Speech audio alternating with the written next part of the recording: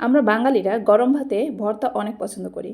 আর আজকে আমি যে ভর্তাটা করেছি এরকম একটা ভর্তা যদি গরম ভাতে থাকে তাহলে তো কোনো কথাই নেই, এক প্লেট ভাত নিমেষেই শেষ করা যায়।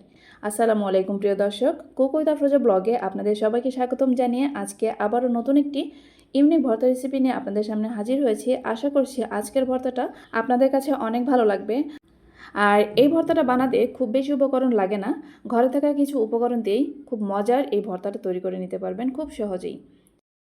তাই ভিডিওটিকে স্কিপ করবেন না। আজকের ভর্তাটি সত্যি অনেক মজাদার, যেটা একবার যদি বানান বারবারই বানাতে চাইবেন। আশা করছি নিরাশ হবেন না, এতটা মজার এই ভর্তাটা।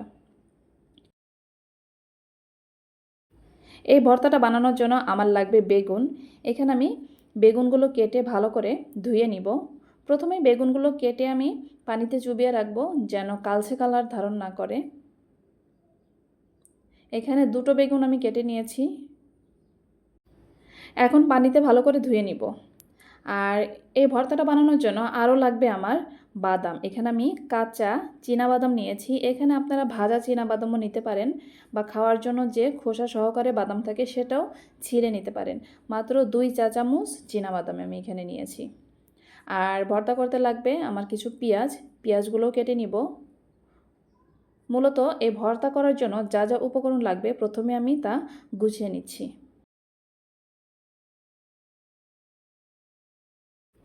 এখানে কিছু পেঁয়াজ আমি কুচি করে কেটে নিব, আর কিছু পেঁয়াজ কেটে নিব ছোট কিউব করে। পেঁয়াজগুলো কেটে নেওয়া হয়ে গেল। এখন একটা প্লেটে আমি তুলে নিচ্ছি। আর এই ভর্তাটা করার জন্য আরও লাগবে ধনিয়া পাতা। ধনিয়া পাতাও কুচি করে নিব।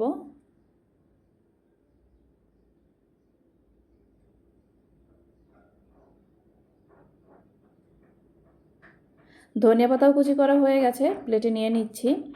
আরও লাগবে আমার কয়েকটা রসুনের কোয়া।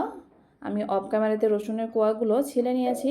লাগবে কয়েকটা শুকনো মরিচ, আর লাগবে বেগুন এবং বাদাম। এই কয়েকটা উপকরণ দিয়ে এত মজার একটা ভর্তা তৈরি করব যেটা কল্পনাতেও ভাবতে পারবেন না, এতটা মজার এই ভর্তাটা।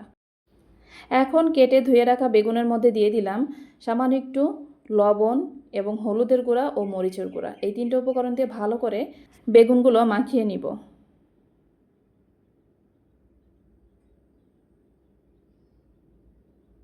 বেগুনগুলো মাখিয়ে নেওয়া হয়ে গেছে। এখন চুলোয় একটি প্যান বসিয়ে দিয়েছি, তাতে দিয়ে দিলাম সামান্য একটু সরিষার তেল। এখানে আপনারা সয়াবিন তেলও ইউজ করতে পারবেন। সরিষার তেল কিছুটা গরম হয়ে আসলে এর মধ্যে দিয়ে দিলাম বাদাম। আমি যেহেতু কাঁচা বাদাম নিয়েছি তাই বাদামগুলো ভেজে নিচ্ছি। আর আপনারা যারা ভাজা বাদাম নেবেন সেটা ভাজার আর কোনো প্রয়োজন নেই।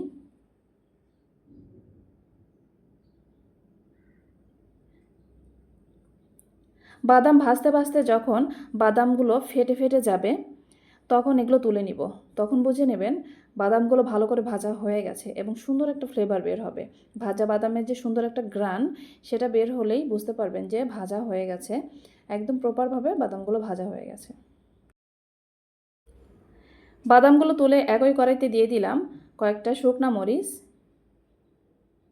আমি একই তেলের মধ্যে ভালো করে নেড়ে চেড়ে শুকনা মরিচগুলো ভেজে নিব। এই ভর্তাটা করতে আমার শুকনা মরিচ লাগবে। এখানে বেশ কয়েকটা শুকনা মরিচ নিয়েছি। শুকনো মরিচগুলো ভেজে নেওয়া হয়ে গেল। এখন একই তেলের মধ্যে দিয়ে দিব রসুনের কোয়া। আরও দিয়ে দিব কিউব করে কেটে রাখা পেঁয়াজ। কিছু সময় একটু নেড়ে চেড়ে ভেজে নিব।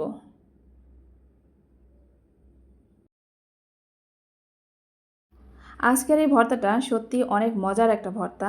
বেগুন এবং বাদামের কম্বিনেশনে এত সুন্দর এত মজার এই ভর্তাটা, যেটা না খেলে কখনোই বুঝতে পারবেন না। এদিকে পেঁয়াজ রসুনও ভেজে নেওয়া হয়ে গেছে। পেঁয়াজ রসুন যখন লালচে কালার ধারণ করেছে তখনই কিন্তু আমি এগুলো নামিয়ে নিচ্ছি।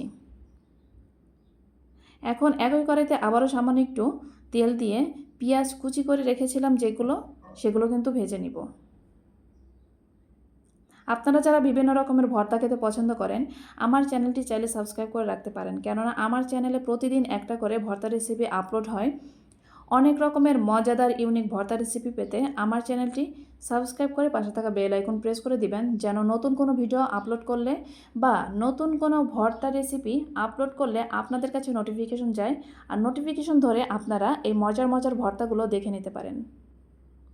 এদিকে পেঁয়াজ কুচিগুলো ভেজে নামিয়ে নিয়েছি। একই কড়াইতে আবারও তেল দিয়ে দিয়েছি মাখিয়ে রাখা বেগুন। আমরা সাধারণত যেভাবে বেগুন ভাজি করি ঠিক সেভাবেই চাকচাক করে বেগুনগুলো ভেজে নিচ্ছি।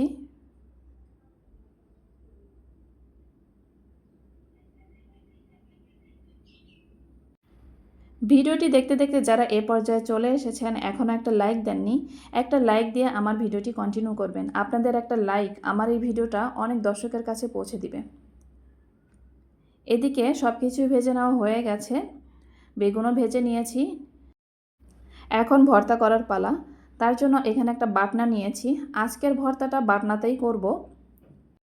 এখন বাটনাতে নিয়েছি ভেজে রাখা বেগুন, বাদাম, পেঁয়াজ, রসুন এবং শুকনা মরিচ। এখন প্রথমেই মরিচগুলো সাইডে রেখে বেটে নিব বাদামগুলো। একদম মিহি করে বাটবো না, এখানে আধা ভাঙা করে বাদামগুলো বেটে নিব। মরিচগুলোও বেটে নিচ্ছি।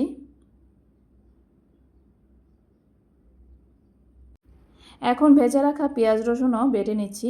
সব কিছুই আমি এখানে আধা বাটা করে বেটে নিব, একদম মিহি করা যাবে না। একদম মিহি করলে এই ভর্তাটার টেস্ট কিন্তু নষ্ট হয়ে যাবে।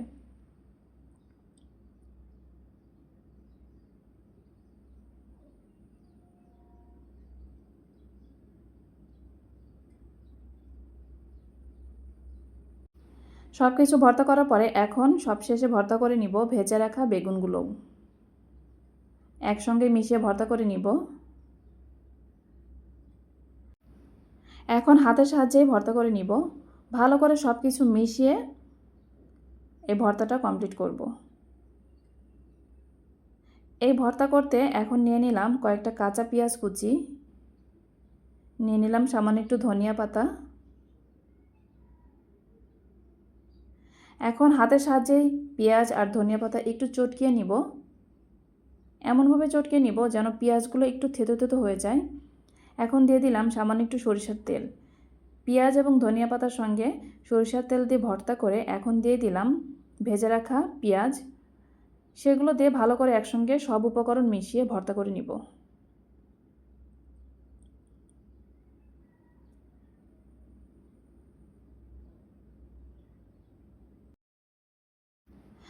এই তো তৈরি হয়ে গেল আমার সবচেয়ে মজাদার বাদাম দিয়ে বেগুনের ভর্তা। এই ভর্তাটা একবার হলো ট্রাই করবেন, কতটা মজার হয় দেখবেন। এরকম ভর্তা থাকলে এক প্লেট ভাত অনায়াসে শেষ করে দিতে পারবেন। এক নিমেষেই শেষ হয়ে যাবে এক প্লেট ভাত। গরম ভাতের সাথে সত্যি দুর্দান্ত লাগে এই ভর্তাটা। আপনারা যারা কোনোদিনও এরকম ভর্তা খাননি ট্রাই করবেন, আর যারা খেয়েছেন তারা কমেন্টে কিন্তু জানাবেন কেমন হয় এই ভর্তাটা। আপনারা যারা আমার ভিডিওটি দেখেছেন, আপনাদের কাছে যদি আমার ভিডিওটি ভালো লেগে থাকে, আমার চ্যানেলের ভর্তা রেসিপিগুলো আপনাদের যদি ভালো লেগে থাকে অবশ্যই লাইক কমেন্ট শেয়ার করবেন। আর যারা আমার চ্যানেলে আজকে নতুন এসেছেন, যদি ভর্তা পছন্দ করেন, বিভিন্ন রকমের ইউনিক মজাদার ভর্তা রেসিপি পেতে আমার চ্যানেলটি অবশ্যই সাবস্ক্রাইব করে পাশে থাকা বেল আইকন প্রেস করে দিবেন। আর যারা অলরেডি এই কাজটা করেছেন আপনাদেরকে অসংখ্য ধন্যবাদ। আর এদিকে আমি তো ভাত খেতে বসে গেছি। আমার তো তরই হচ্ছিল না, এত মজার ভর্তা যদি চোখের সামনে থাকে তাহলে তো খিদে এমনিতেই পেয়ে যাবে। আজকের ভিডিওটি এই পর্যন্তই। পরবর্তীতে আরও মজাদার একটা ভর্তা রেসিপি নিয়ে আমি হাজির হব। ততদিন পর্যন্ত সবাই ভালো থাকবেন। আল্লাহ হাফেজ। আসসালামু আলাইকুম ওয়া রাহমাতুল্লাহ।